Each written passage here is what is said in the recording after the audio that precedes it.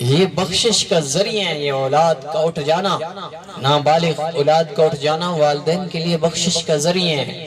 دکھ اپنی جگہ پر ہے، لیکن ہمارے لیے آخرت میں یہ ذخیرہ ہیں۔ تو اس لیے میرے بھائیو، اِنَّا لِلَّهِ وَإِنَّا إِلَيْهِ راجعون، ہم تو اللہ کی ہر رضا پہ راضی ہیں۔ اس نے جو کیا صحیح کیا، کوئی اللہ کے کسی کام کو غلط نہیں کہہ سکتا۔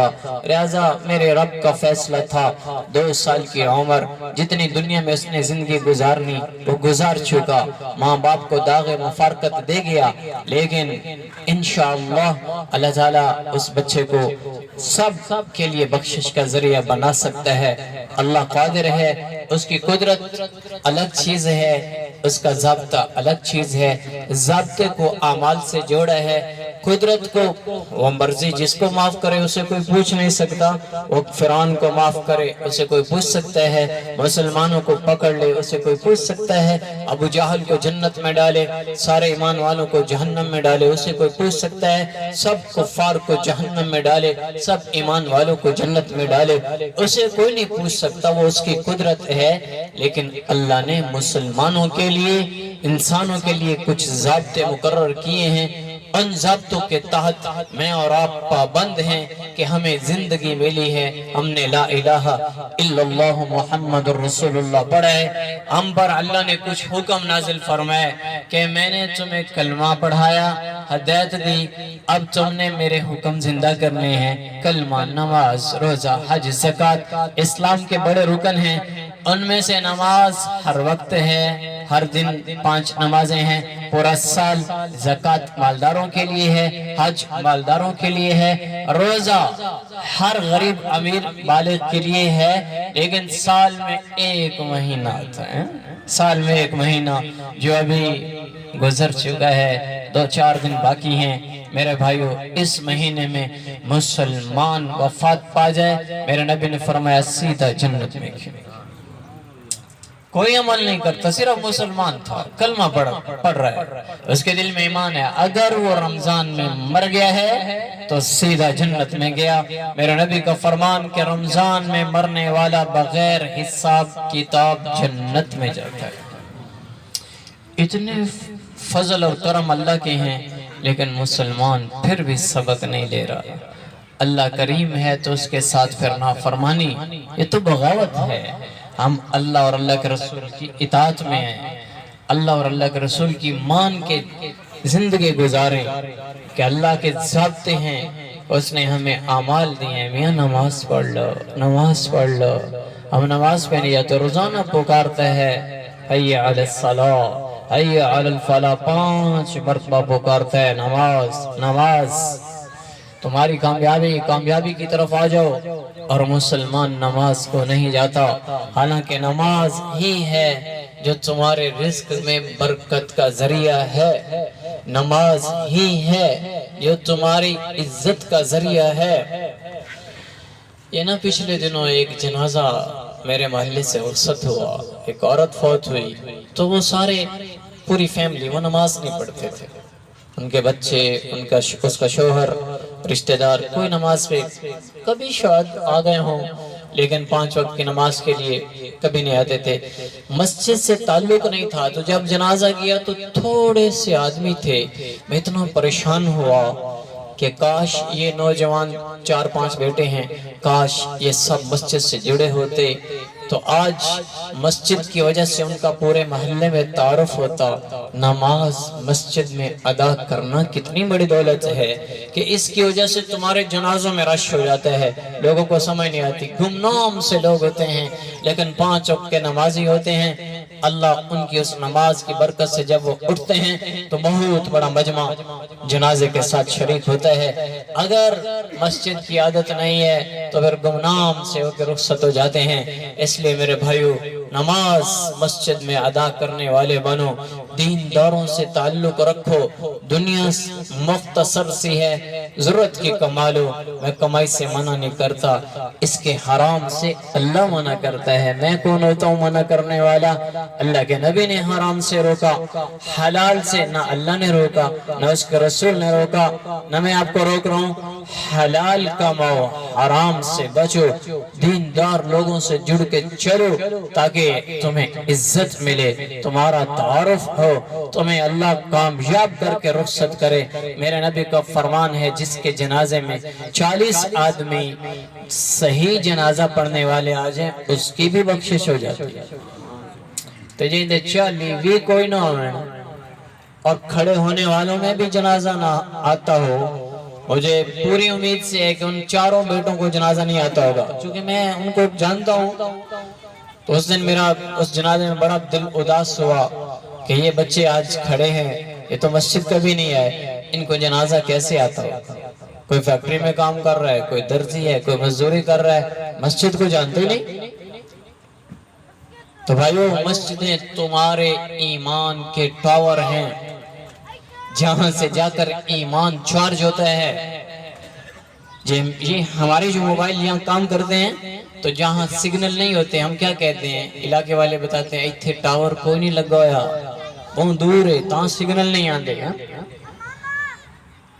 ٹاور کنیکشن کرتا ہے تمہارے موبائل سے، اور آؤٹ آف کنٹری یا دوسرے شہر کا ٹاور اس ٹاور سے رابطہ کرتا ہے، پھر تمہارے رابطہ موبائل سے ہوتا ہے۔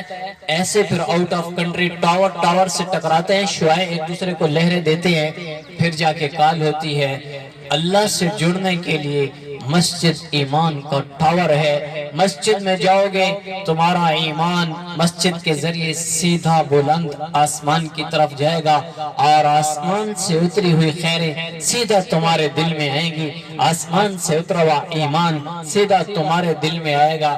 آپ خود غور کرو، اب تھوڑی دیر کی بات میں کر رہا ہوں، یہاں جو ایمان تیار ہو رہا ہے، یہاں جو ایمان بن کے اس وقت بیٹھا ہے، وہ ایمان تھوڑی دیر پہلے نہیں تھا، وہ باہر نہیں تھا، چونکہ یہاں اللہ اور اللہ کے رسول کی بات ہو رہی ہے اور دل ایمان والے ہیں، کنیکشن جڑنے کو ہے، اس لیے ایمان بڑھتا چلا جا رہا ہے، اللہ کے قریب ہوتے چلے جا رہے ہیں۔ ایسے ہی مسجدیں ایمان کا ٹاور ہیں، مسجد سے جڑو، 5 وقت کی نماز، تمہارے رزق میں برکت، تمہاری عمر میں برکت، تمہاری اولاد میں برکت، تمہارے گھر میں برکت، تمہاری تجارت میں برکت۔ ارے بھائیو، 5 وقت کے نمازی بنو، اللہ پکارتا ہے حی علی الصلاۃ، نماز پہ آؤ، کامیابی کی طرف اللہ بلاتا ہے۔ آسان ہے نہیں، دکان تے گاہک ہے، پرے پنچایت ہے، ابھی سفر میں ہوں، گاڑی کیسے روکوں؟ مہمان آئے ہیں، کیسے چھوڑوں ان کو؟ مصروف ہوں، کیسے مصروفیت چھوڑوں؟ بعد میں نماز پڑھ لوں گا۔ ارے یہ ہلاکت ہے، فوراً آذان کی آواز سنو اور اپنے بازو اوپر کرو اور وضو کرو اور مسجد کو چلو۔ تو میرے نبی نے فرمایا، حدیث قدسی میں ہے، جب بندہ وضو کر کے مسجد کی طرف چلتا ہے، اللہ تعالیٰ کہتا ہے تو مسجد کو نہیں آ رہا، تو احرام باندھ کر میرے گھر کا طواف کرنے آ رہا ہے، ہر قدم پہ میرا اللہ 10 نیکیاں عطا کرتا ہے۔ ادھر تو ہم فائدہ نہیں دیکھتے، دنیا کی آنکھ نے دیکھا ہے کچھ فائدہ تو ادھر بھاگتے ہیں۔ وہ بے شک جھوٹ کے ساتھ نظر آ رہا ہے، وہ سود کے ساتھ نظر آ رہا ہے، وہ ظلم کے ساتھ نظر آ رہا ہے، وہ عدل کے انصاف کے ساتھ نظر آ رہا ہے، وہ جس شکل میں نظر آتا ہے ہم آنکھ سے دیکھی ہوئی چیز کی طرف بھاگتے ہیں، لیکن ایمان اور جنت اور جہنم سب اللہ نے پردوں میں چھپائی ہوئی چیزیں ہیں۔ آخرت کے نفع پردوں میں چھپا دیے، آخرت کے نقصان پردوں میں چھپا دیے، صرف قرآن میں بتایا۔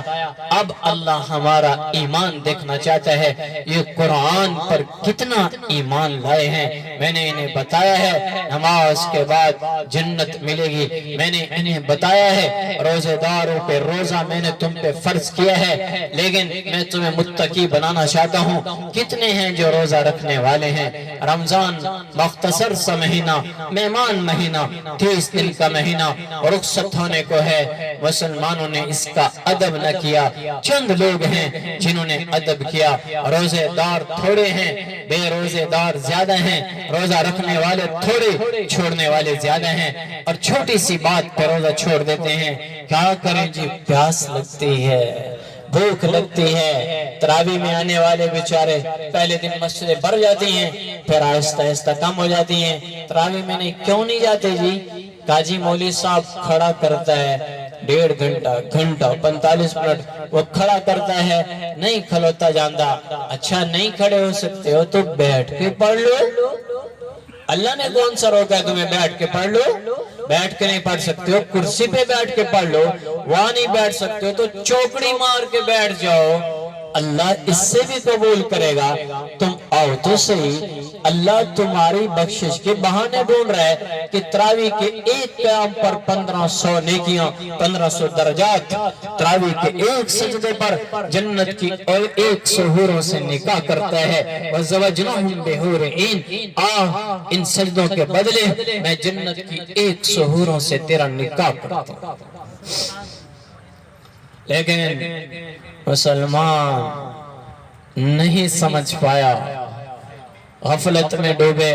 بھائیو رمضان کی قدر کرو، روزہ چھوڑ دینا رمضان کی ناقدری ہے، آنکھوں کا آوارہ ہو جانا رمضان کی ناقدری ہے، غیر محرم عورت سے بات کرنا، وہ فون پہ ہو، وہ آمنے سامنے ہو، یہ سب رمضان کی ناقدری ہے۔ ترازو کا ٹیڑھا ہو جانا رمضان کی ناقدری ہے، جھوٹ بولنا رمضان کی ناقدری ہے، سود پہ تجارت کرنا رمضان کی ناقدری ہے، جھوٹی قسم کھانا رمضان کی ناقدری ہے، وعدہ خلافی کرنا رمضان کی ناقدری ہے، مسجدوں کو چھوڑ دینا رمضان کی ناقدری ہے، بازاروں کو آباد رکھنا رمضان کی ناقدری ہے، مسلمان بیٹیوں کا بے پرد ہو کر شاپنگ کرنے جانا رمضان کی ناقدری ہے۔ میں کس بیٹھ کے بات پہ رہوں کہ ہم سب بڑے ناقدرے ہیں۔